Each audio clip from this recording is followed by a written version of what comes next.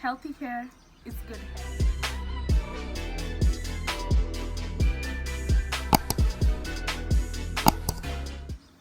Hello guys, welcome to my YouTube channel. My name is Mona Zaveria and I'm natural hair enthusiast, and today I'd like to talk to you about the 3 steps that you can take in order to start having a healthy natural hair journey.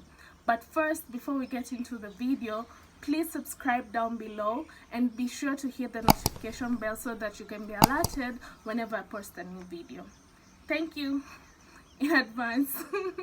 Okay, now let's get into the video. So the first thing I would advise anyone to do when they want to start their healthy hair journey, it's 1, to eat a well-balanced diet, drink enough water and exercise. 2, to start a routine that they can actually follow that is suitable for their own hair type.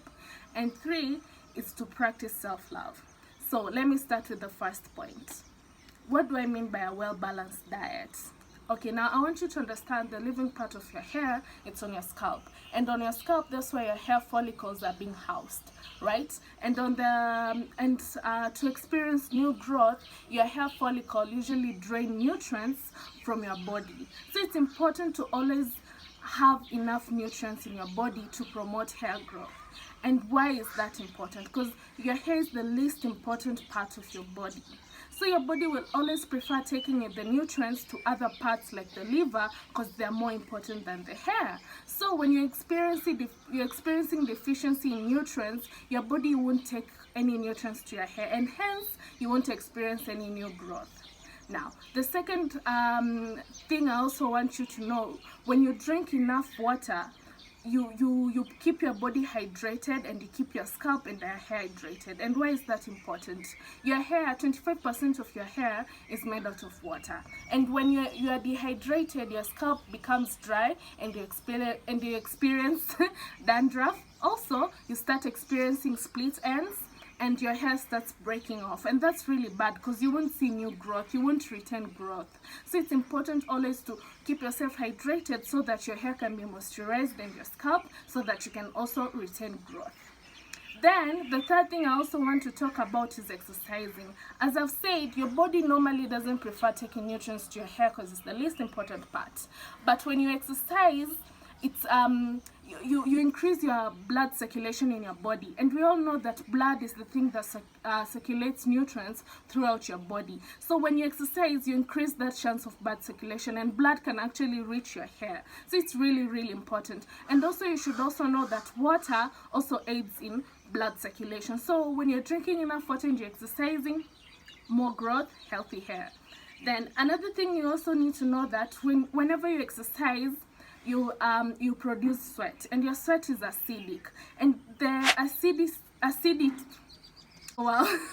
the acidity in your sweat usually break a hormone called sebum that's usually circulated inside your hair follicle. And this hormone, this oil, it's very important because it coats your hair throughout from your scalp to your hair, preventing breakage. And sebum, that's the best oil that any natural can ever hope to have because it's naturally produced within our body. So it's in the space, it's really nice because it's also what's the word, it's also working within the pH of your hair. So it really, really promotes hair growth when your all hair is covered up with sebum. So I hope I've made sense. So the second thing I'd like to talk about is creating a proper routine for your hair type. And why is this important? As I've said before, your body naturally doesn't prefer taking nutrients to your hair because it's the least important part of your body. So you have to do things externally to improve the health of your hair, and that's including creating a proper routine for your hair. So you can, on your wash days, you can decide that you'll be washing your hair every once a month. Then after washing, you deep condition, and after deep condition, you moisturize. Then you go to a protective style, and while still you're in a protective style, you have to maintain your hair so that you cannot also experience breakage. So don't neglect your hair when it's in a protective style. And that's what I mean by creating a proper routine. And when you're creating a routine, there are some factors that you should look into, like what's your hair porosity, what's what's your hair density and thickness, what's your hair curl pattern, and other things that I'll talk about in my next video, so be on the lookout for that. So that's why it's important to create a routine. For example, my routine is I always wash my hair after every 2 weeks, and I always make sure that I'm so consistent with my routine, because again, without being consistent, it doesn't really improve anything with the health of your hair. So I always make sure I'm so consistent with my routine. So I wash my hair after every 2 weeks, I deep condition, I moisturize, then I'm in a protective style. And when I'm in the protective style during the 2 weeks, I always make sure that I'm taking really good care of my hair. I sleep with a satin bonnet at night so that my ends cannot break off. Second thing, I also moisturize my hair up on a weekly basis. I don't do it daily. I just because of my timetable and how committed I am. So just to be realistic, I always make sure at least once a week I go back, put spray some water on my hair, then seal the moisture with some oil or some leave-in or something, just a good sealant. So that's what I do. And it's really important to customize your own hair routine, because the beauty of black hair, the beauty of texturized hair is that every hair is very, very unique to the owner. And that's it's funny, and I just love that that is so unique. So you can't take my routine and use it. I can't take your routine and use it. So you'll have to customize your own. Yeah, so hope I make sense.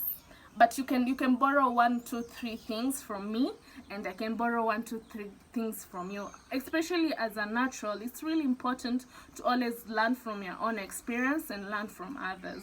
So yeah, hope I haven't really taken you out of the topic, but hope you've also understood why is it important to create a proper routine.